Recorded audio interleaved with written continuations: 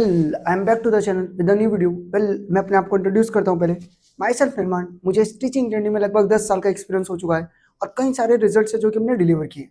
तुम चेकआउट कर सकते हो इंस्टा पेज चीता ट्यूटोरियल पर। चलो तो मैं बताता हूँ कि हम क्या कैसे किस तरीके से किन चीज़ों को लेकर जा रहे हैं। यार लास्ट टाइम तुम्हें क्लियर होगा कि हमने क्लास 10th में इकोनॉमिक्स में एक चैप्टर कंप्लीट किया था, डेवलपमेंट। दो पार्ट्स, पार्ट 1 पार्ट 2। आज हम आपका क्लास 10th में इकोनॉमिक्स की जगह सिविक्स लेकर जाएंगे और सिविक्स में एक चैप्टर कंप्लीट करेंगे। कौन सा? Chapter number 1, power sharing. मुझे पता है तुम्हारे माइंड में कई सारे डाउट्स हैं कि कैसे क्या क्या क्या कराओगे, कैसे कराओगे। सुनो और समझो भाई। वीडियो दो पार्ट्स में रहेगा, पार्ट 1 पार्ट 2। पार्ट 1 वो होगा जिसमें हम 50% इस टॉपिक को कवर करेंगे। रिमेनिंग पार्ट 2 में पार्ट 2 में रिमेनिंग 50% इंट्रोड्यूस करता हूँ, बताता हूँ तुम इस चैप्टर में क्या कैसे और किस बारे में है। देखो chapter number 1 power sharing civics का ये बताता है कि पावर को शेयर करने से पावर डिक्रीज नहीं होती, एक्चुअल में इंक्रीज होती है। आप हो गए कैसी बातचीत कर रहे हो, किसी भी चीज को शेयर करने से वो चीज कम होती है। कि मेरी वो आई थी, मुझे 100 रुपए देकर गई थी, मैंने 50 रुपए अपने भाई को दे दिए, 50 खुद रख लिए, तो ये तो पैसे कम हो गए। नहीं, एक्चुअली में ऐसा नहीं है। मैं बताऊंगा क्यों और कैसे, रिलेटेबल एग्जांपल्स के साथ। ऐसा नहीं कि कोई भी हाइपोथेटिकल इमेजिनरी एग्जांपल्स होंगे, रियल लाइफ केस स्टडीज होंगी। चलो एक हाइपोथेटिकल एग्जांपल देकर पहले समझाता हूँ कि कैसे पावर को शेयर करने से पावर डिक्रीज नहीं होती बल्कि एक्चुअली में पावर इंक्रीज होती है। यार सुनो और समझो।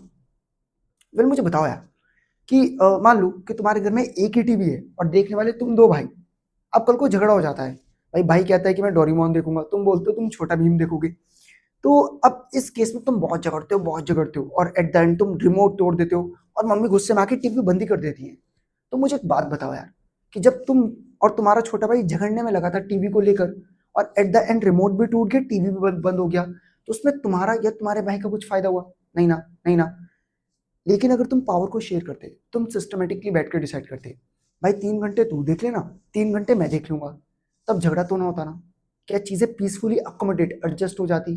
क्या दोनों का फायदा हो जाता? बस यही तुम्हें चैप्टर बताता है। और क्या बताता है सुनो। ये मुझे एक बात बताओ, क्या तुम एक कंट्री में रहते हो, इंडिया? क्या इंडिया में डेमोक्रेसी है? हाँ, क्लास 9 में समझी थी, लेकिन तुमने तो क्लास 9 नहीं पढ़ी। तो मैं हूं ना, बताता हूँ। देखो जब भी जो लीडर्स हैं वो लोगों के द्वारा इलेक्ट किए जाते हैं, जैसे कि मोदी जी तुमने चुने। इन शॉर्ट सिंपल शब्दों में उसको डेमोक्रेसी बोलते हैं। तो डेमोक्रेसी में एक्चुअली में पावर लोगों के हाथ में है। हम लोगों ने अपने रूलर को चुना। तो डेमोक्रेसी की तो one of the most important चीज ही पावर शेयरिंग है। इसको स्पिरिट भी कहा जाता है, स्पिरिट मतलब आत्मा। यार मुझे एक बात बताओ, हम इंसानों का शरीर, शरीर तो शरीर है, उसके अंदर मेन चीज क्या है? आत्मा, जो तुम्हें सोचने समझने चलने फिरने इन सब चीजों की शक्ति देती है। तो बस वही चीज है। तो मैं तुम्हें बताऊंगा कि पावर को शेयर करने से पावर डिक्रीज नहीं इंक्रीज होती है। दो रियल लाइफ एग्जांपल्स दूंगा, एक बेल्जियम और एक श्रीलंका, कि कैसे बेल्जियम में भी डिफरेंसेस थे, श्रीलंका में भी डिफरेंसेस थे, असमानताएं। लेकिन बेल्जियम ने चीजों को पीसफुली किया, पावर को शेयर किया, तो बेल्जियम आज एक डेवलप्ड कंट्री बन चुका है। लेकिन श्रीलंका ने पावर को शेयर नहीं किया, उन्होंने कन्फ्लिक्ट किया, तो चीजें कैसे बिगड़ गई। फिर हम ये समझेंगे कि पावर को शेयर करना बहुत जरूरी क्यों होता है, पावर शेयरिंग डिजायरेबल क्यों है, और पावर को कैसे और किस तरीके से शेयर किया जा सकता है। चलो तो समझते हैं। अब पहले मैं आपको पूरी बेल्जियम का केस बताता हूँ, फिर बेल्जियम के बाद हम साइड बाय साइड किसको कवर करेंगे, श्रीलंका। और बेल्जियम की पूरी कहानी समझो। अभी तुम्हारे मन में कई सारे डाउट्स हैं, क्वेश्चन कैसे बनेगा, समझा के तो आप निकल जाओगे, हूँ ना, बताऊंगा ना। चलो तो क्वेश्चन बनता है, discuss about the ethnic composition of Belgium. अगर केवल बेल्जियम आता है, वरना discuss about the ethnic composition of Sri Lanka. यार तुम्हें पहले बता दूं कि chapter one of the most important है। कितने मार्क्स के लिए? 5 मार्क्स के लिए, समझ लो। ऑब्वियस इस चैप्टर से 5 मार्क का क्वेश्चन एक बनता है, तो इस चैप्टर को तुम छोड़कर नहीं जा सकते। इस चैप्टर में अटेंटिवली कहानी सुनना और समझना। वेल अब तुम्हारे माइंड में एक डाउट है, what is mean by ethnic? Ethnic क्या होता है? सुनो, when a person having common caste and common culture shared in common area is known as ethnic। नहीं, तुम नहीं समझे, सिंपल शब्दों में बताता हूँ यार। मुझे एक बात बताओ, तुम कैसे फील करते हो जब तुम अपने दोस्तों के साथ बैठते हो? तुम तब कंफर्टेबल फील करते हो कि तुम किसी अजनबी के साथ बैठते हो? तुम तब कंफर्टेबल फील करते हो जब तुम अपने दोस्तों के साथ बैठते हो। बस उसी को एथनिक कहा जाता है, कि वो लोग जिनका कॉमन कास्ट और कॉमन कल्चर है, जब वो एक कॉमन एरिया को शेयर करते हैं, उसको बोलते हैं एथनिक। क्या बोलते हैं? एथनिक। तो आओ, कंपोजिशन मतलब रचना। तो पहले हम एथनिक कंपोजिशन ऑफ बेल्जियम समझेंगे, फिर श्रीलंका। भाई डिफरेंसेस बेल्जियम में भी है, डिफरेंसेस श्रीलंका में भी है। फिर बताऊंगा कि बेल्जियम ने अपने डिफरेंसेस को कैसे डील किया, असमानताओं को, जो डाइवर्सिटी विभिन्नताएं थी। और श्रीलंका ने कैसे किया, है ना। चलो तो देखते हैं। देखो अगर मैं बेल्जियम को लेकर बातचीत करता हूँ, बेल्जियम में 2 रीजन थे, फ्लेमिश और वेलोनिया। या जैसे तुम नॉर्थ साउथ बोलते हो ना, इस तरीके से। तो बेल्जियम में ऊपर वाले हिस्से को फ्लेमिश कहा हुआ है, नीचे वाले हिस्से को वेलोनिया, है ना। तो बेल्जियम में जो फ्लेमिश रीजन था, वहां पर 59% वो लोग रहते थे जो डच भाषा बोलते थे, और जो वेलोनिया रीजन था, वहां पर वो लोग रहते थे जो 40% फ्रेंच बोलते थे। अब आप कहोगे तो 99% हुआ, 1% क्या है? वेल, जर्मन स्पीकिंग पीपल, देख लो, जर्मन स्पीकिंग पीपल। तो इतना तुम समझ रहे हो कि बेल्जियम में डिफरेंसेस हैं। हाँ ऑब्वियस, किस चीज को लेकर? लैंग्वेज को लेकर। कि बेल्जियम में जो लोग फ्लेमिश रीजन में रहते हैं वो डच बोलते हैं, जो वेलोनिया रीजन में रहते हैं वो फ्रेंच बोलते हैं। अब मैं तुमसे पूछता हूँ, कंट्री में किन लोगों की पॉपुलेशन तादाद ज्यादा है, कौन लोग मेजोरिटी में है? तो कंट्री में कौन लोग मेजोरिटी में? डच। और कौन माइनॉरिटी में है? फ्रेंच। लेकिन कैपिटल सिटी में उल्टा है यार, कैपिटल सिटी में उल्टा है। ये कैपिटल सिटी है ब्रसल्स, ये कैपिटल सिटी है ब्रसल्स। यार कैपिटल सिटी में 80% तो क्या है? फ्रेंच, और 20% क्या है? डच। देखो, उलझना मत, उलझना मत भाई। कंट्री में मेजोरिटी में कौन है? डच। लेकिन कैपिटल सिटी में मेजोरिटी में कौन है? फ्रेंच। ये तो ऐसा हुआ ना कि जो कंट्री में मेजोरिटी में है वो कैपिटल में माइनॉरिटी में है, और जो कंट्री में माइनॉरिटी में है वो कैपिटल में मेजोरिटी में है। दिक्कत हो गई।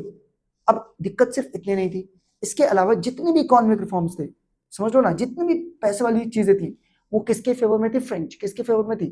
फ्रेंच। तो अब डिफरेंसेस हैं। अब यार एक चीज 1 मार्क्स के लिए याद रखना, बेल्जियम की पॉपुलेशन अबाउट 1 करोड़ है, आधी। किससे? हरियाणा से। 1 मार्क्स में सवाल बनता है कि जो बेल्जियम की पॉपुलेशन है हाफ है किसके? हरियाणा। ऑलमोस्ट कितनी? 1 करोड़। समझ गए ना? 1 मार्क्स में ध्यान रखना। तो क्वेश्चन कैसे बनता है? Discuss about the ethnic composition of Belgium. आप समझ गए। In Flemish region 59% Dutch speaking people live, whereas in Wallonia region 40% French speaking people live. फिर मैं आपसे पूछता हूँ कि कैपिटल सिटी ब्रसेल्स में क्या है? उल्टा, 80% फ्रेंच, 20% डच। जो कंट्री में मेजोरिटी में है, कैपिटल में माइनॉरिटी, और जो कंट्री में माइनॉरिटी में है वो कैपिटल में क्या है? मेजोरिटी। तो ये दिक्कत है। और कैपिटल का नाम क्या? ब्रसल्स। तो समझ गए कि बेल्जियम में क्या दिक्कत है। और जितने भी इकोनॉमिक रिफॉर्म्स है वो सब किसके फेवर में है? फ्रेंच। अब तुम कहोगे यार बेल्जियम का तो हमने दिक्कत समझी, अब श्रीलंका की दिक्कत समझते हैं। ये श्रीलंका में तो बहुत ही डिफरेंसेस हैं। पहला डिफरेंस है श्रीलंका में लैंग्वेज को लेकर, फिर लैंग्वेज के बाद है कल्चर को लेकर, फिर है रिलीजन को लेकर, फिर है नेशनैलिटी को लेकर। एक एक करके समझाता हूँ, एक एक करके। चलो तो ध्यान से देखते हैं।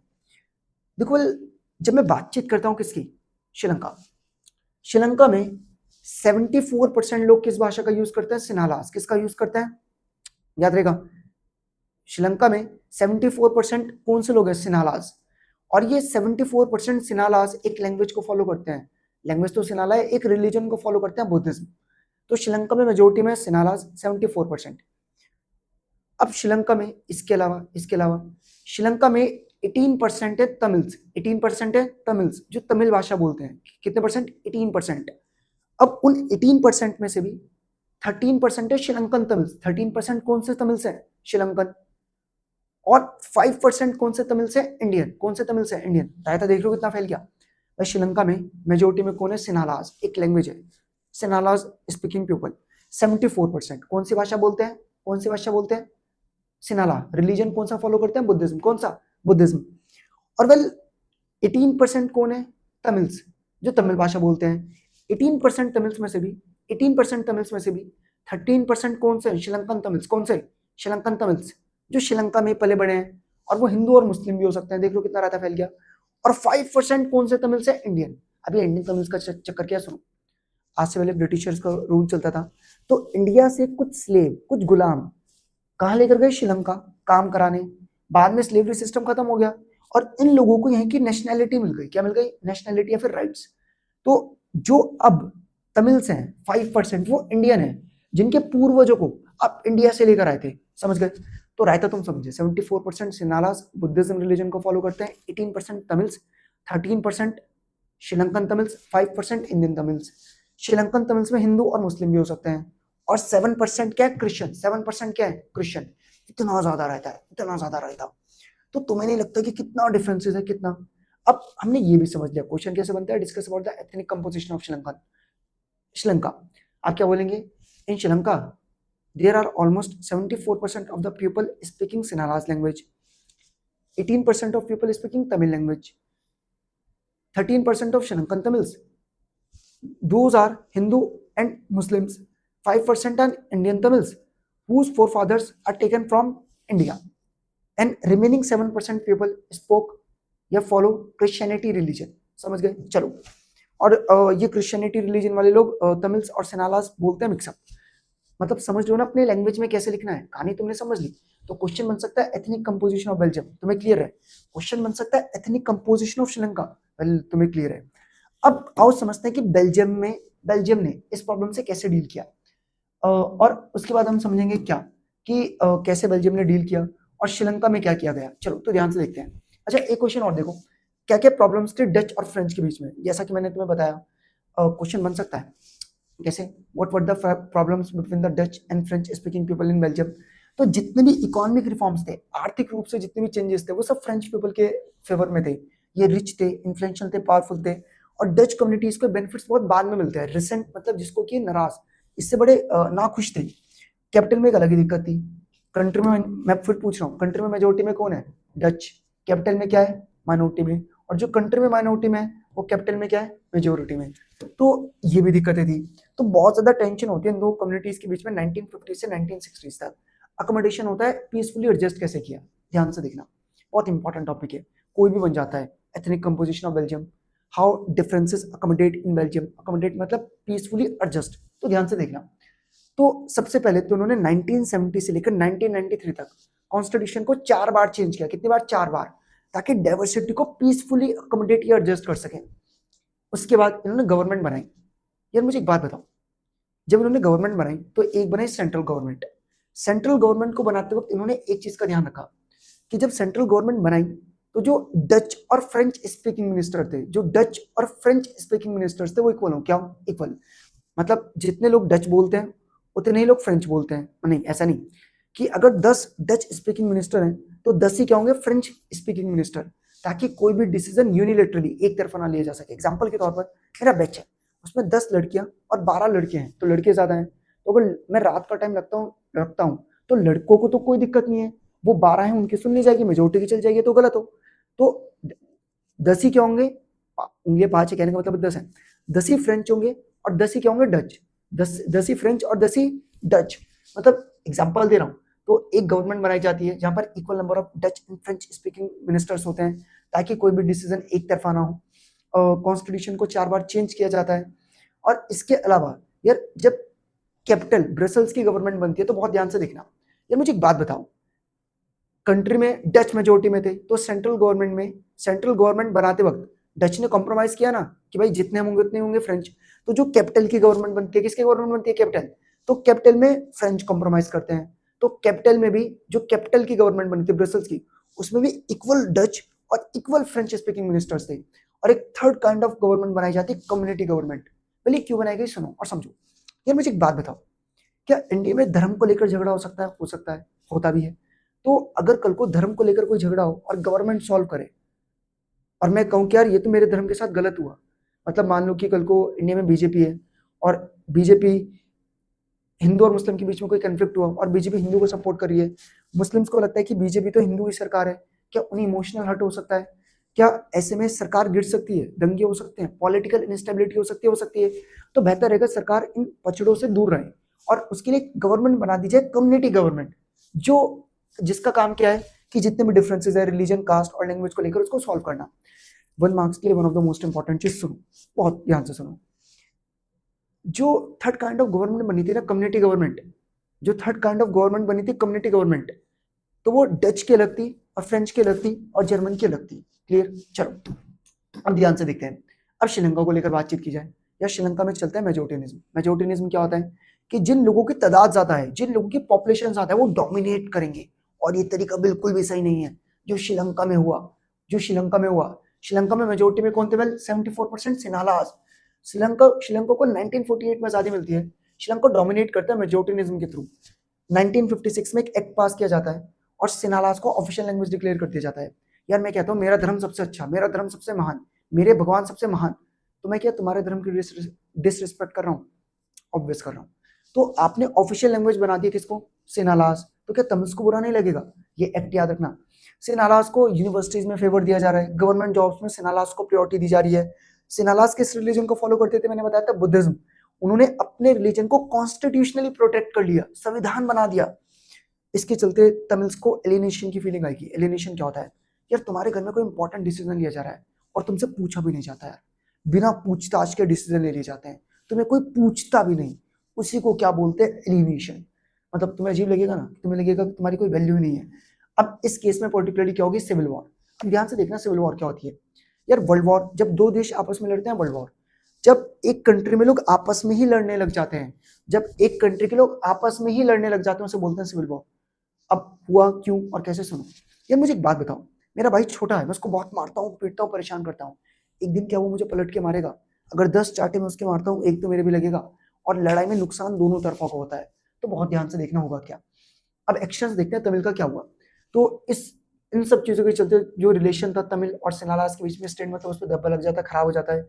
फीलिंग ऑफ एलिनेशन के चलते जो तमिल है वो अपनी खुद की एक पॉलिटिकल पार्टी बनाते हैं, LTTE। वो बहुत ज्यादा कॉन्शियस थे, मतलब जागरूक थे अपने राइट्स को लेकर, कास्ट को लेकर, कल्चर को लेकर। 1980 में जो उन्होंने अपनी पॉलिटिकल पार्टी बनाई LTTE, वो एक डिमांड रखती है सेपरेट इलेक्टोरेट, तमिल इलाम। इलाम मतलब एक अलग देश की, मतलब देश बांटने की बातचीत हो रही है। अपने पॉलिटिकल मूवमेंट्स को लॉन्च करते हैं, झगड़ा इतना बढ़ जाता है। अपनी लैंग्वेज को as an official language declare करते हैं तमिल, झगड़ा इतना ज्यादा बढ़ जाता है, इतना ज्यादा बढ़ जाता है कि सिविल वॉर हो जाती है, लोग आपस में लड़ने लग जाते हैं, और फाइनली सिविल वॉर 2009 में जाकर एंड होती है। तो तुम्हें नहीं लगता कि सिविल वॉर के चलते कितना ज्यादा कल्चरल सेटबैक हो गया? इस सिविल वॉर के चलते कितना ज्यादा डिस्ट्रक्शन हो गया, कितना ज्यादा नुकसान हो गया? ऑब्वियस। तो अब तुम्हें क्लियर होगा कि पावर को शेयर करने से पावर डिक्रीज नहीं, एक्चुअल में इंक्रीज होती है। बेल्जियम में डिफरेंसेस थे, बेल्जियम में उन चीज को पीसफुली अकोमोडेट और एडजस्ट किया, तो चीजें बहुत पॉजिटिव नोट पर एंड हुई। वहीं श्रीलंका ने डोमिनेट करने की कोशिश की, तो दोनों ही कम्युनिटीज का नुकसान हुआ, और ये सिविल वॉर 2009 तक चली। कल्चरल, इकोनॉमिकल, सोशल, हर तरीके से इनका सेटबैक हुआ। समझ गए? तो वेल, अभी तुम्हें इतना तो समझ में आया क्वेश्चन कैसे बनेगा। एथनिक कंपोजिशन ऑफ बेल्जियम लिख दोगे, एथनिक कंपोजिशन ऑफ श्रीलंका, फिर what were the problems between Dutch and French community, what were the steps taken by Belgium government to accommodate social diversity. या क्वेश्चन ऐसे बन सकता है, व्हाट, अब श्रीलंका की बातचीत कर रहा हूँ, how policy of majoritarianism followed in Sri Lanka, फिर डिस्कस अबाउट द एक्शन और रिवोल्ट ऑफ तमिल। तो ये जाएगा। क्लियर है? क्लियर है। चलो वेल, एक लास्ट पिक्चर बेस्ड क्वेश्चन और देखते हैं, मोस्ट इंपॉर्टेंट है। यार यूरोप एक वैसे तो कॉन्टिनेंट है, यूरोप की अपनी एक पार्लियामेंट बनती है। क्या बनती है? पार्लियामेंट। वेल, जहाँ पर नियम कानून बनते हैं। तो यूरोपियन पार्लियामेंट जो बनती है वो कहाँ बनाई जाती है? बेल्जियम। और बेल्जियम की कैपिटल ब्रसल्स में, क्योंकि बेल्जियम में जिस तरीके से डाइवर्सिटी को, विभिन्नताओं को पीसफुली अकोमोडेट या एडजस्ट किया, उससे पूरा यूरोप बहुत इंप्रेस्ड था। तो फाइनली डिसाइड किया जाता है कि बेल्जियम से बेहतर जगह कोई नहीं होगी कि पूरी यूरोप संगठन के लिए एक पार्लियामेंट बनाई जाए। तो उसके लिए कहाँ पर चुना जाता है? बेल्जियम में। किसको? ब्रसल्स। चलो, तो वेल, मुझे बताओ कि जितना हमने इस वीडियो में क्या किया, क्लियर है? अब इस वीडियो में 4 टॉपिक्स और बचते हैं, prudential reason, moral reason, horizontal, vertical, और 2 टॉपिक्स और हैं। तो वेल 50% चैप्टर बचता है, वो भी बहुत और मोस्ट इंपॉर्टेंट रहेगा। वेल, हम उसको पार्ट 2 में कवर करेंगे। वेल, अगर तुम्हें वीडियो अच्छी लगती है तो वीडियो को लाइक, चैनल को सब्सक्राइब और अपने दोस्तों में शेयर जरूर कर देना। Well, thank you very much. मिलते हैं अगली वीडियो में इसके पार्ट 2 के साथ। वेल, वो फाइनल लास्ट वीडियो होगा। Well, thank you.